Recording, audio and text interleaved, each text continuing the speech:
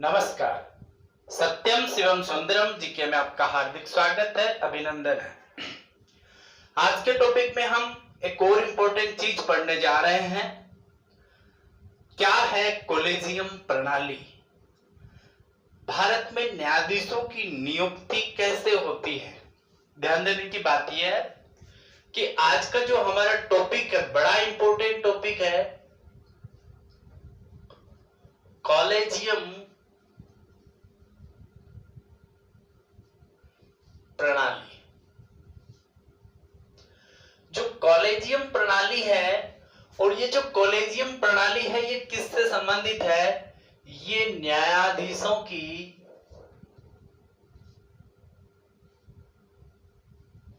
नियुक्ति से संबंधित है। हमने पीछे एक टॉपिक में हमने चर्चा की थी, राष्ट्रीय न्यायिक नियुक्ति आयोग के बारे में हमने पढ़ा था, नेशनल जुडिशियल अपॉइंटमेंट कमीशन। आज हम थोड़ा सा कॉलेजियम प्रणाली को पढ़ेंगे कि कॉलेजियम प्रणाली क्या है और वर्तमान में न्यायाधीशों की नियुक्ति कैसे होती है। न्यायाधीशों में हम दोनों जो न्यायाधीश हैं, सुप्रीम कोर्ट के न्यायाधीश और हाई कोर्ट के न्यायाधीश, उनके बारे में पढ़ेंगे। कॉलेजियम प्रणाली क्या है उसके बारे में पढ़ेंगे, उसका इतिहास पढ़ेंगे, वर्तमान संदर्भ में भी इसको पढ़ेंगे। ध्यान देने की बात यह है कि सबसे पहले हम थोड़ा सा भारत के संविधान के जो आर्टिकल्स 124 है उसके ऊपर थोड़ा सा प्रकाश डालते हैं। आपको पता है सबसे पहले जो आर्टिकल 142 जो है 24 जो है 124 क्लॉज 2, इसमें साफ साफ लिखा हुआ है कि जो न्यायाधीशों की नियुक्ति है, न्यायाधीशों की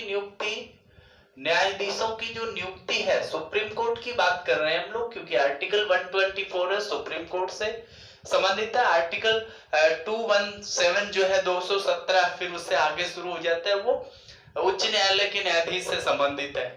तो न्यायाधीशों की जो नियुक्ति है वो नियुक्ति किसके द्वारा की जाएगी? नियुक्ति राष्ट्रपति के द्वारा की जाएगी, राष्ट्रपति के द्वारा की जाएगी।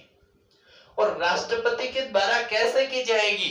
तो ये ध्यान रखना है कि न्यायाधीशों की नियुक्ति राष्ट्रपति द्वारा की जाएगी और राष्ट्रपति स्वयं नहीं करेगा। राष्ट्रपति स्वयं उनकी नियुक्ति तो करेगा, परंतु वो क्या करेगा? वो सर्वोच्च न्यायालय और जो उच्च न्यायालय है, उच्च न्यायालय के जो न्यायाधीश हैं, न्यायाधीशों से क्या करेगा? परामर्श करेगा। अब यही एक शब्द है जिससे धीरे धीरे ये कॉलेजियम प्रणाली अस्तित्व में आई। आपको ये पता होना चाहिए सबसे पहले, आर्टिकल जो 124 है 124 है, उसमें ध्यान रखना कि न्यायाधीशों की नियुक्ति राष्ट्रपति द्वारा की जाएगी और वो सर्वोच्च और उच्च न्यायालय के न्यायाधीशों से क्या लेगा?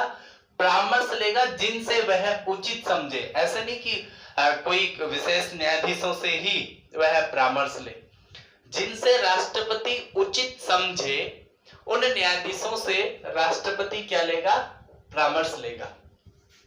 उसमें खासतौर से मुख्य जो वरिष्ठतम न्यायाधीश होते हैं सर्वोच्च न्यायालय के, वरिष्ठतम ज्येष्ठतम, उनसे परामर्श वो ली जाती है।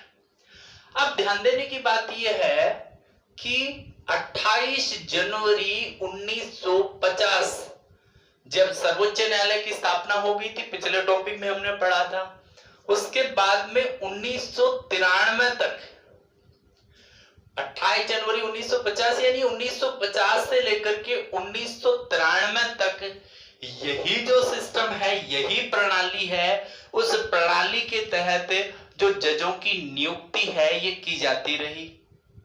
अब इन जजों की नियुक्ति के संदर्भ में भी आप देखेंगे, सुप्रीम कोर्ट है तो सुप्रीम कोर्ट में न्यायाधीश यानी अन्य न्यायाधीश और प्लस में मुख्य न्यायाधीश। हाई कोर्ट में भी देखेंगे कि जो मुख्य अन्य न्यायाधीश और मुख्य न्यायाधीश। तो अगर न्यायाधीश से परामर्श लेना, अगर हमें सुप्रीम कोर्ट में न्यायाधीशों का अगर वो करना है, तो इसमें क्या किया जाता था कि जो राष्ट्रपति है ये प्रधानमंत्री और मंत्री परिषद से भी सलाह लेता था और उनके बाद में इन जजों से सलाह लेता था और उसके बाद में उनकी नियुक्ति है वो कर दी जाती थी। तो ये जो नियुक्ति है, जजों की नियुक्ति, जज कैसे कैसे जज है ये बनाए जाएंगे, तो उनके संदर्भ में ध्यान रखना कि 1950 से 1993 तक ये परामर्श लेने की ये जो सिस्टम था, ये प्रणाली थी, यही इसके संदर्भ में चली। एक बार थोड़ा सा हम बार काउंसिल के बारे में बात कर लेते हैं। जो बार काउंसिल है उसके बारे में भी थोड़ा सा बात कर लेते हैं। ये 1981 की बात है, 1981 के बारे में बात कर रहे हैं। तो इस समय पे बार काउंसिल का गठन किया गया था और इन्होंने एक सलाह दी थी, एक अपनी रिपोर्ट प्रस्तुत की थी और इसमें एक सलाह दी गई थी, रिपोर्ट प्रस्तुत की गई थी और जिसमें सबसे पहले कॉलेजियम जो शब्द है इसके बारे में प्रकाश डाला गया था और कहा गया था कि कॉलेजियम का गठन किया जाए, एक ऐसे समूह का गठन किया जाए जो इन न्यायाधीशों की नियुक्ति कर सके। और इसके लिए कहा कि एक मुख्य न्यायाधीश, 4 अन्य न्यायाधीश, 2 इसके अधिवक्ता जो है सुप्रीम कोर्ट के, वो इसके अंदर शामिल होना चाहिए। उसके बाद में हम थोड़ा सा इस पे प्रकाश डालें तो जो है 3 जो जजों के जो केस है, 3 जजेस केस इसको बोला जाता है। 3 जो जजों के जो केस हैं, उन केसों के आने के बाद ये जो कॉलेजियम प्रणाली है इसकी शुरुआत हुई। एक थोड़ा सा हम ध्यान दें कि ये जो कॉलेजियम प्रणाली है उसका संविधान में कहीं जिक्र नहीं है, ये संवैधानिक नहीं है। थोड़ा सा इसमें ध्यान रखना कि ये कानून बना हुआ नहीं है, ऐसा नियम नहीं बना हुआ। हमारे जो कानून होते हैं ये 3 प्रकार के कानून होते हैं। एक कानून जो सर्वोच्च कानून होता है, जो सर्वोच्च कानून होता है उसको हम कहते हैं संविधान। जो संविधान में लिखा हुआ है, मूल संविधान में लिखा हुआ है वो सर्वोच्च कानून होता है, जो हमारे मूल संविधान में लिखा हुआ है, मूल संविधान। उसके बाद में दूसरा जो कानून होता है वो जो अपने न्यायालय होते हैं, न्यायालयों के जो निर्णय होते हैं, न्यायालयों के जो निर्णय होते हैं, न्यायालयों के निर्णय, और निर्णय के साथ साथ वो क्या करती है, संविधान की व्याख्या भी करती है। तो व्याख्या के से उत्पन्न जो कानून होते हैं वो दूसरे प्रकार के। तीसरे कानून होते हैं संविधान संशोधन के, यानी जो है आर्टिकल 368 जो है उसके तहत क्या होता है कि जो संसद है, ये संसद कई प्रकार के नियम, कायदे, कानून है वो बनाती है। तो इस प्रकार से 3 प्रकार के जो है ये कानून है।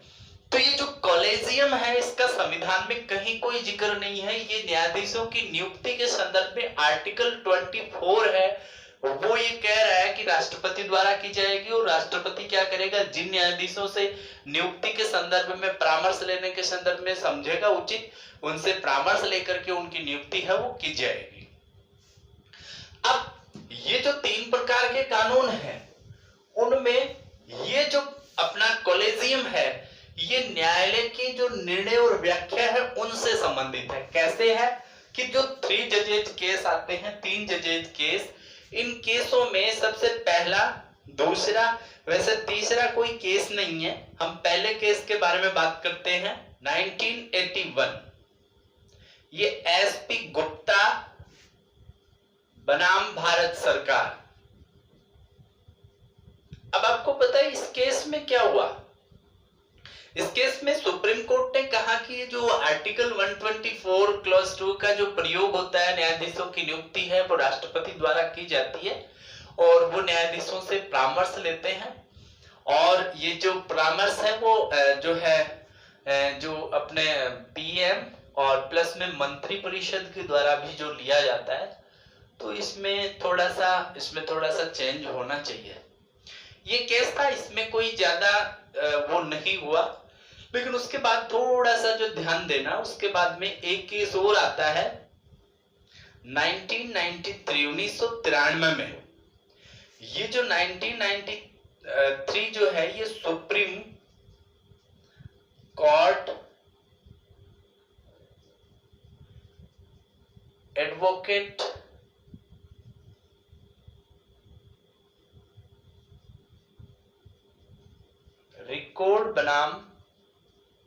भारत सरकार, यूनियन ऑफ इंडिया, ठीक है, उनके खिलाफ ये जो मुकदमा था।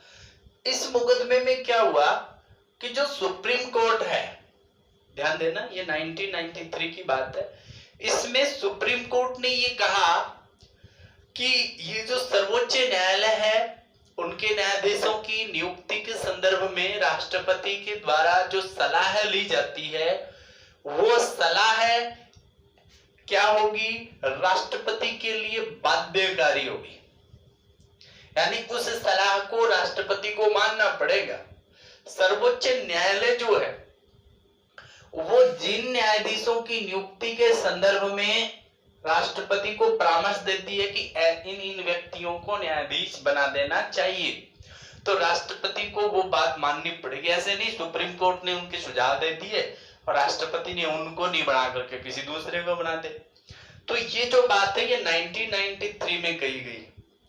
और उसके बाद इसमें थोड़ा सा ये जो पहले जो बार काउंसिल थी उनका भी ये जो आया था सुझाव, तो इस समय पे 1993 में क्या कर दिया गया कि भी जो सुझाव लिए जाते हैं, परामर्श जो ली जाती है, वो उसमें मुख्य न्यायाधीश तो होता ही है और मुख्य न्यायाधीश के साथ साथ दो अन्य न्यायाधीश जो हैं उनको भी एक कमेटी बना दी गई और इस कमेटी में एक मुख्य न्यायाधीश और दो अन्य न्यायाधीश यानी 3 लोगों का क्या बना दिया गया, एक समूह बना दिया गया। 3 लोगों का जो समूह है, ये समूह क्या करता, राष्ट्रपति को क्या करता, सलाह देता, परामर्श देता, किसके संदर्भ में, न्यायाधीशों की नियुक्ति के संदर्भ में, और न्यायाधीशों की नियुक्ति के संदर्भ में जो सलाह देता, इसी समूह को क्या नाम दे दिया गया, कॉलेजियम। अब ये जो कॉलेजियम जो प्रणाली है, ध्यान रखना 1993 से, इससे पहले मैंने आपको जो बताया था कि इससे पहले 1950 से लेकर के 1993 1993 तक, 1950 से 1993 तक इसी प्रकार न्यायाधीशों की नियुक्ति होती। परंतु उसके बाद 1993 के बाद जब ये जो सुप्रीम कोर्ट एडवोकेट जो रिकॉर्ड्स बनाम भारत सरकार जो मामला आया, इसमें राष्ट्रपति के लिए बाध्यकारी कर दिया और एक समूह बनाया गया, एक संस्था का गठन किया गया। इस संस्था का नाम कॉलेजियम दिया गया, जो 3 लोगों की संस्था थी, जिसमें भारत का मुख्य न्यायमूर्ति CJI chief justice of India और 2 जो वरिष्ठतम अन्य न्यायाधीश है वो होंगे और वो राष्ट्रपति को क्या देंगे, सलाह देंगे। उसके अनुसार क्या की जाएगी, इनकी नियुक्ति है वो की जाएगी, ध्यान देना। उसके बाद में 1998 में जो भारत के तत्कालीन जो राष्ट्रपति हैं, भारत के राष्ट्रपति, उस समय पे जो भारत के राष्ट्रपति जो हुआ करते थे वो थे KR नारायणन। अब KR नारायणन हमने पिछले टॉपिक में पढ़ा है कि सर्वोच्च न्यायालय से राष्ट्रपति परामर्श ले सकता है आर्टिकल 143 के तहत। तो उन्होंने 143 का जो है उसका प्रयोग किया और सर्वोच्च न्यायालय से न्यायाधीश की नियुक्ति, इसमें पिछले टॉपिक में हमने पढ़ा भी है कि आर्टिकल 143 का प्रयोग है KR नारायणन के द्वारा न्यायाधीशों की नियुक्ति के संदर्भ में परामर्श लेने में किया गया था। और उन्होंने कहा कि क्यों नहीं ये जो कॉलेजियम प्रणाली में जो 3 लोगों का जो समूह है इसमें और बढ़ा दिया जाए। तो ये आर्टिकल 143 के तहत जो सलाह मांगी गई थी, इसमें जो 1+2=3 का जो सिस्टम था उसको 1+4=5 कर दिया गया, यानी कि एक मुख्य न्यायाधीश, 2 अन्य न्यायाधीश, कुल 3 कॉलेजियम प्रणाली में सदस्य थे। अब एक भारत का मुख्य न्यायाधीश और 4 अन्य वरिष्ठतम न्यायाधीश। अब कॉलेजियम में 1998 से क्या कर दिया गया, इनका चेंजिंग कर दी गई और सदस्यों की संख्या है वो बढ़ा दी गई। अब यहां पे थोड़ा सा ध्यान देने की बात यह है, ये तो 1998 के बाद ये कॉलेजियम प्रणाली ही जो जजों की नियुक्ति है ये करती आ रही 1993 से। अब 1993 से, लेकिन 1993 से लेकर के 1993 से 2014 आप देखेंगे कि 1998 में सदस्य बढ़ा दिए, उसके बाद में 1993 से 98 तक 3 सदस्य, 1998 से 2014 में एसी नेशनल जुडिशियल अपॉइंटमेंट जो कमीशन है उसके बारे में हमने पढ़ा था।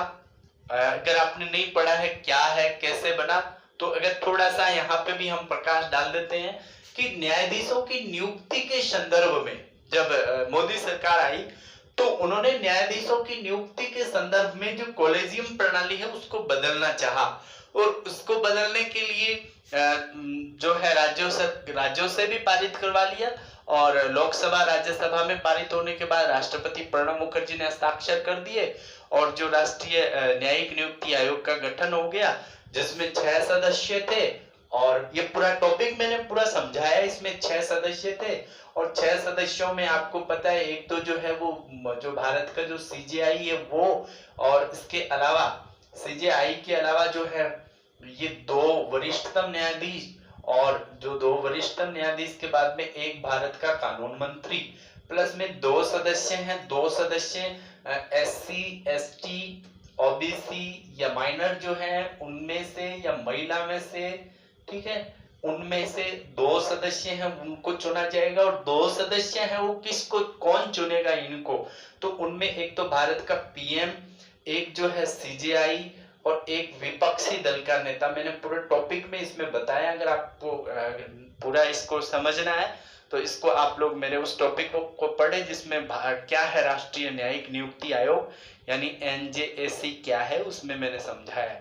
तो ये जो 6 सदस्य हैं, ये 6 सदस्य 2014 की बात है, इसका गठन कर लिया गया, उसके बाद में ये हुआ, लेकिन उसके बाद में एक 4th जजेज केस, ये 3 जजेज केस है, वो 4th जजेज केस है।